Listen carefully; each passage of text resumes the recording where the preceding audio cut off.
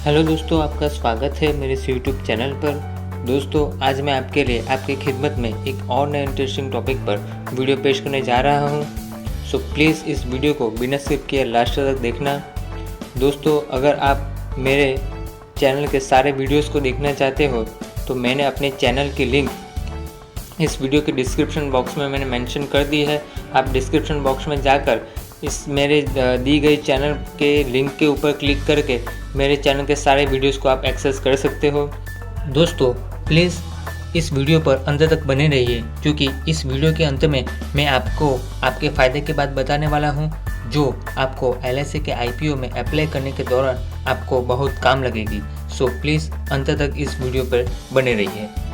तो चलिए दोस्तों, बिना किसी वक्त गवाए या फिर वक्त ज़ाया किए हुए आज के वीडियो की शुरुआत करते हैं। दोस्तों, शेयर बाज़ार में अब LIC का IPO कुछ ही महीनों में दस्तक देने वाला है। ऐसा माना जाता है, ऐसी खबरों के ज़रिए ये एक पक्की न्यूज़ आई है कि LIC का IPO मार्च के एंड तक ज़रूर प्राइमरी मार्केट में लॉन्च हो जाएगा। लेकिन कई इन्वेस्टर्स एवं कई लोगों का ऐसा मानना है कि सरकार अपनी पूरी हिस्सेदारी यानी कि पूरी की पूरी LIC प्राइवेट सेक्टर को बेचने वाली है। लेकिन ऐसा कुछ भी नहीं है दोस्तों। क्यों ऐसा है, उसके बारे में थोड़ा डिटेल में जानते हैं। दोस्तों, LIC के IPO के बाद भी LIC के ऊपर सरकार का मालिकाना हक बना रहेगा, क्योंकि कानून के मुताबिक LIC में सरकार की हिस्सेदारी 51% यानी कि 51% से कम नहीं हो सकती। इसके अलावा 5 साल के दौरान सरकार LIC में अपनी 25% से ज़्यादा हिस्सेदारी नहीं बेच सकती। अभी LIC का मालिकाना हक सरकार के पास है। यह देश की सबसे बड़ी जीवन बीमा कंपनी है। सरकार इस कंपनी में हिस्सेदारी बेचकर तकरीबन 90,000 करोड़ रुपये जुटाना चाहती है। इससे सरकार को चालू वित्त वर्ष के डिसइन्वेस्टमेंट टारगेट को हासिल करने में मदद मिलेगी। दोस्तों, डिसइन्वेस्टमेंट का सीधा सा मतलब ये होता है कि सरकार अपनी हिस्सेदारी अपनी सरकारी कंपनियों में से बेच देती है और उसमें प्राइवेट सेक्टर को यानी कि पब्लिक सेक्टर को इसमें इंटरफेयर नहीं कर सकते, लेकिन उसको हिस्सेदार बना सकता है, यानी कि उसको हिस्सेदारी खरीदने का मौका देता है प्राइवेट सेक्टर को, ताकि जो सरकारी कंपनी जो इनएफिशिएंट है उसको एफिशिएंट बना सके। इसका सीधा सा मतलब एवं सीधा सा मकसद डिसइन्वेस्टमेंट का यही होता है। दोस्तों, इससे सरकार को चालू वित्त वर्ष के डिसइन्वेस्टमेंट टारगेट को आसानी से वो टारगेट को जो अचीव करने में कोई दिक्कत नहीं आएगी। IPO के बाद भी सरकार का LIC के ऊपर मालिकाना हक बना रहेगा, क्योंकि कानून यह कहता है कि LIC में सरकार की हिस्सेदारी 51% से कम नहीं हो सकती। दोस्तों, सबसे ज़्यादा है बाजार हिस्सेदारी LIC की। कैसे, तो इसके बारे में जानते हैं। LIC की बाजार हिस्सेदारी 64.1% है। क्रिसिल के एक रिपोर्ट के मुताबिक यह देश की सबसे बड़ी जीवन बीमा कंपनी है। इसका रिटर्न ऑन इक्विटी भी सबसे ज़्यादा 82% है।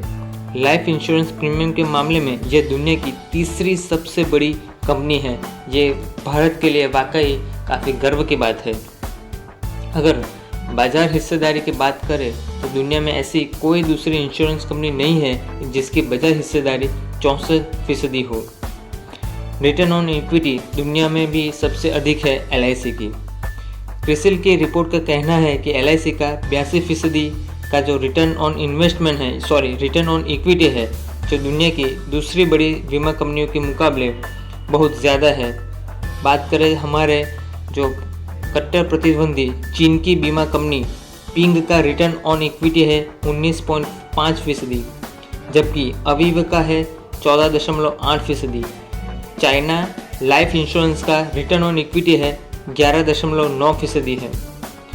न्यू बिजनेस प्रीमियम ग्रोथ भी LIC का काफ़ी शानदार है। उसके बारे में जानते हैं।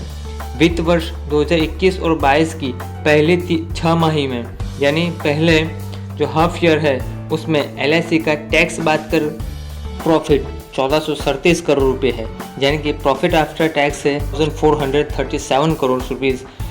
LIC का जो प्रॉफिट है वो 1437 करोड़, यानी कि एक बड़ी IT कंपनियों के मुकाबले इस कंपनी का जो LIC का जो प्रॉफिट है वो काफ़ी उसके तुलना के लायक है, यानी कि किसी आईटी कंपनी को अगर टक्कर देनी हो तो एलआईसी दे सकती है, भले ही उसका इंश्योरेंस सेक्टर क्यों न हो। 1 साल पहले की समान अवधि में उसका प्रॉफिट 6.14 करोड़ रुपये था। इस वित्त वर्ष की पहली 6 माह में एलआईसी के न्यू बिजनेस प्रीमियम का ग्रोथ रेट 554.1% रहा। टोटल एसेट के मामले में 522 अरब डॉलर के साथ यह दुनिया की 6ठी सबसे बड़ी बीमा कंपनी है।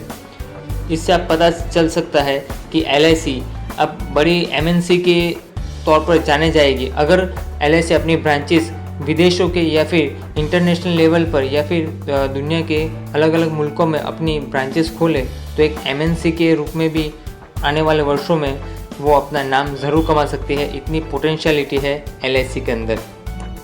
देश की सबसे बड़ी लिस्टेड कंपनी होगी अगर इसका आईपीओ हिट हो जाता है तो।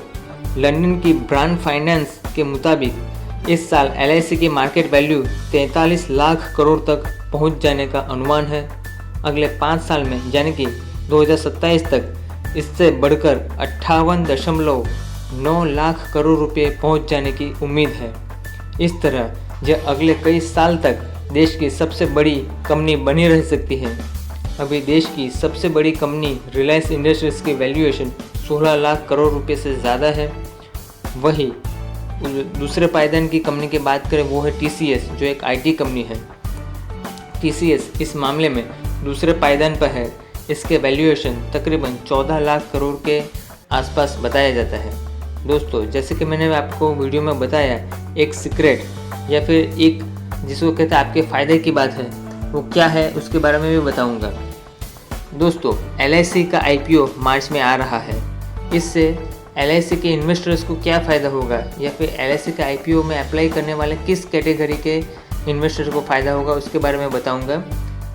इस हफ्ते सरकार ने इसके लिए सेबी के समक्ष ड्राफ्ट पेपर्स फाइल किए हैं। यानी कि ड्राफ्ट पेपर का मतलब है डीआरएचपी का मतलब होता है draft of red herring prospect. वो सेबी के पास दाखिल कर दिया है, रजिस्टर करवा दिया है डीआरएचपी।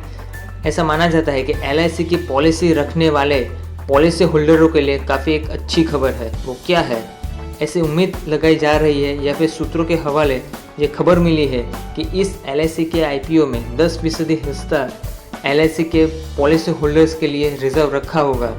लेकिन इसके लिए जब एलआईसी का आईपीओ लॉन्च होगा उस दौरान आपके पास कम से कम एक एलआईसी की पॉलिसी वो भी चालू कंडीशन में होनी चाहिए।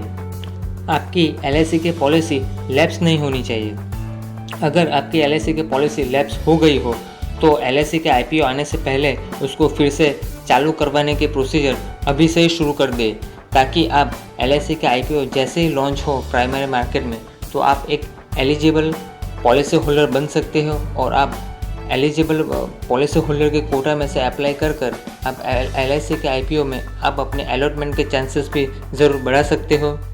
इससे उन्हें यानी कि शेयर होल्डरों को या फिर उसके पॉलिसी होल्डरों को शेयर मिलने की संभावना बढ़ जाएगी। इसके अलावा उन्हें प्रति शेयर की कीमत में भी कुछ डिस्काउंट मिलने की उम्मीद है।